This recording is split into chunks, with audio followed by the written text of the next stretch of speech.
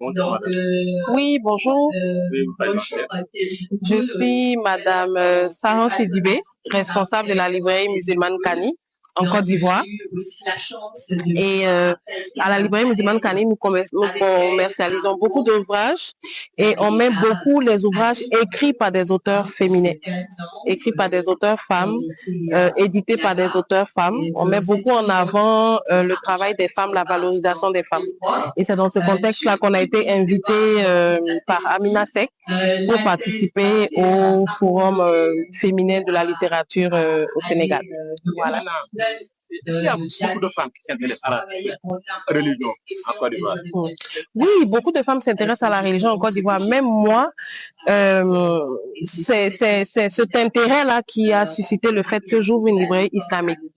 Parce que j'ai été au Canada durant plus de 10 ans et quand je suis revenue dans mon pays, j'ai constaté que les ouvrages que je trouvais au Canada n'étaient pas disponibles en Côte d'Ivoire, n'étaient pas accessibles en Côte d'Ivoire. Et c'est après avoir commencé à les lire, les acheter, les lire, que je me suis dit, je vais en vendre aux voisines, je vais en vendre à des amis. Et tout le monde m'a dit, mais écoute, c'est des ouvrages qu'on ne trouve pas. C'est des ouvrages qu'on ne trouve pas. Donc, notre cheval de bataille, notre objectif principal, c'est de rendre accessible la littérature islamique aux femmes. C'est de leur permettre d'avoir des connaissances nécessaires, qu'elles soient mariées ou pas, voilées ou pas, de leur permettre d'avoir des atouts, des ressources pour pouvoir se reconnecter avec leur foi, pour pouvoir entretenir leur foi. Et pour celles qui sont mariées, connaître les droits et les devoirs, par exemple, de leur vie maritale, dans leur vie maritale. Voilà. Voilà.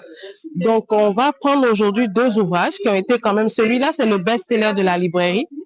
C'est le premier livre de développement personnel basé sur les principes de l'islam. Donc, la personne qui a écrit le livre, c'est une femme qui vit en Europe et elle est sociologue, elle est professeure, elle donne des cours sur l'énéagramme, elle donne des formations, des séminaires et tout. Et elle a écrit ce livre-là justement pour permettre à certaines femmes d'avoir des outils à disposition pour se reconnecter. On sait qu'aujourd'hui, la jeune fille, la femme a plusieurs casquettes. Elle est mère, elle est épouse, elle est professionnelle. Et c'est pas facile souvent de se retrouver dans cet environnement-là. On se retrouve très vite dépassé. Donc, elle a créé un ouvrage qui nous donne des outils pour nous reconnecter, qui nous donne des outils pour retracer notre vie. Donc, c'est vraiment un livre, et le titre de livre est révélateur, c'est Retour à l'essentiel.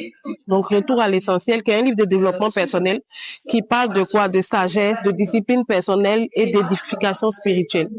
Donc, ça, c'est très bien. Avec des outils. Ce qui est intéressant, c'est que à chaque paragraphe, on a des outils. C'est un livre qu'on ne lit pas juste pour lire. On le lit avec un carnet de notes parce qu'on fait des exercices, on fait les outils. Après, on relit pour voir si on s'est amélioré et tout. Oui, ce livre est vendu. Oui, c'est un best-seller. Oui, il est vendu à 12 000 francs CFA. Okay. Mais c'est vendu, les femmes, elles achètent. Je pense qu'on a vendu plus de 500 exemplaires de ce livre. On a vendu plus de 500 exemplaires. Toutes les personnes qui ont ouvert ce livre, qui l'ont dévoré jusqu'à la fin, nous ont fait des retours. La majorité nous a fait des retours en disant, on savait même pas que ce genre d'outils-là existe. C'est des choses simples. C'est des outils qu'il faut juste utiliser au quotidien. C'est des outils à mettre dans la routine. Elle parle de beaucoup de rigueur. Elle parle de beaucoup de choses qui nous permettent de centrer notre vie et surtout d'avoir un temps par jour consacré à la religion. Un temps par jour consacré à la religion. Une routine, une discipline qui nous permet à la fin de l'année, sur 365 jours, d'avoir soit lu le Coran, soit lu d'autres livres.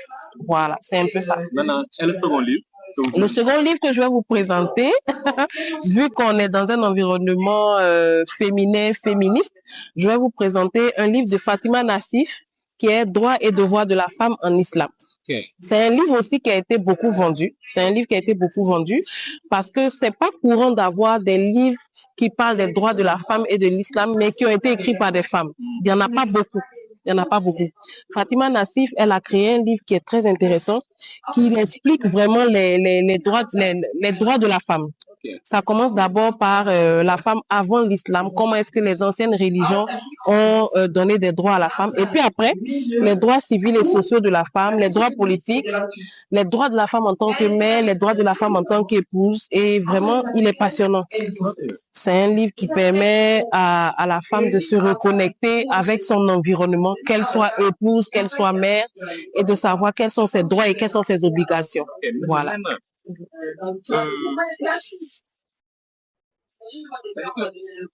y a ce forum-là, c'est la littérature, c'est une tribune aux féministes aussi. Oui. Et moi, je vais parler de mon propre association. Ok. C'est-à-dire que la femme africaine a tendance à occidentaliser et à prendre comme vrai et comme mieux les valeurs occidentales. Exactement. Et que dans le futur, il y a beaucoup de choses à dire et à voir, mais nous avons de bonnes choses aussi. Maintenant, quelque chose de civilisation, ce côté occidentalisé va déraciner la femme africaine. Sur d'autres valeurs, il ne faut pas. D'accord. La question est intéressante pour moi. Je vais prendre mon exemple. Moi, je suis née en Côte d'Ivoire. Je suis née, j'ai fait toute mon école en Côte d'Ivoire et à l'âge de 30 et quelques ans, je suis allée vivre au Canada. Je suis allée vivre au Canada, mais c'est au Canada que je me suis voilée. Vous voyez, c'est au Canada que j'ai appris ma religion et que je me suis voilée. J'ai trouvé le besoin de revenir en Côte d'Ivoire, venir me ressourcer. Et ce que vous dites est vrai. Quand on côtoie l'Occident, quand on côtoie les États-Unis, quand on côtoie la France, on va aller prendre un certain nombre de valeurs là-bas qu'on va appliquer et on a tendance à dire qu'on va renier nos propres valeurs à nous. Mais l'islam est une religion de paix. L'islam dit que tu sois musulman, que tu sois africain, que tu sois européen ou que tu sois canadien, tu es musulman. Et ces mêmes valeurs-là s'appliquent à tous, sans distinction de race. Donc, on va pas plutôt dénigrer la culture, mais on va prendre dans la culture ce qui est important, ce qui n'enfreint pas les règles de la religion et on va les appliquer. C'est ça. Il n'y aura pas de choc. Il y a un choc, mais ce choc-là, on peut le dépasser si on suit les vertus de l'islam, c'est-à-dire la paix, la tolérance, la patience, toutes les vertus positives que l'islam dégage, qui sont d'ailleurs partagées par nos cultures africaines. L'islam dit, respecte ton père et ta mère. En Afrique, les parents ont un droit pratiquement de vie ou de mort sur leur enfant. Donc, on regarde les similitudes. Et quand il y a des différences, on s'assoit et on discute. On ne bat pas en brèche carrément, soit l'islam ou la culture occidentale. Moi, je pense que c'est l'essentiel, le plus important, c'est de tout récupérer, de récupérer tout ce qui est positif et puis ce qui est négatif, de le mettre de côté. Qu'on soit européen, africain ou autre, la valeur centrale, c'est qu'on est musulman. Et le musulman a des valeurs positives qui sont partagées. Voilà mon avis sur la question. Qu'est-ce que? Oui, mais c'est un très grand forum. J'ai été impressionnée parce que ici, les femmes, de ce que je vois, les femmes n'ont pas la langue de bois. Elles disent ce qu'elles pensent. Elles valorisent leur identité. Elles sont vraiment fières de leur identité et c'est transgénérationnel. On a rencontré aujourd'hui, depuis hier qu'on est là, on a rencontré toutes catégories. On a rencontré des grands-mères, on a rencontré des mamans, on a rencontré des jeunes filles, on a rencontré des filles même qui sont au collège. Donc, on sent qu'au Sénégal, ici, il y a une valorisation de la femme, il y a une valorisation de l'identité féminine et que ça leur tient vraiment à cœur de partager cela. Donc, nous, on est venus avec tout ce bagage-là. Fort de cela, on va aller essayer de reproduire chez nous ce qu'on a vu ici de positif. Voilà. Quel conseil donnerais-vous aux autorités de la Côte d'Ivoire et du Sénégal? Mais ce que moi je dis, ce que je donne comme conseil aux autorités, c'est de soutenir.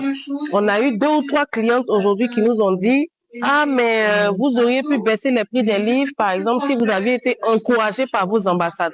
C'est la cliente qui l'a dit. Moi, je lui ai dit: ah, mais on n'a même pas pensé, c'est un accompagnement.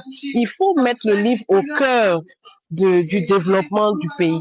On ne peut pas dire aujourd'hui que on va avoir une jeunesse qui va performer. La jeunesse d'aujourd'hui, c'est les adultes de demain. Il faut qu'ils lisent, il faut apprendre. Le savoir, c'est très important. Et qui de mieux que la politique pour investir dans le savoir?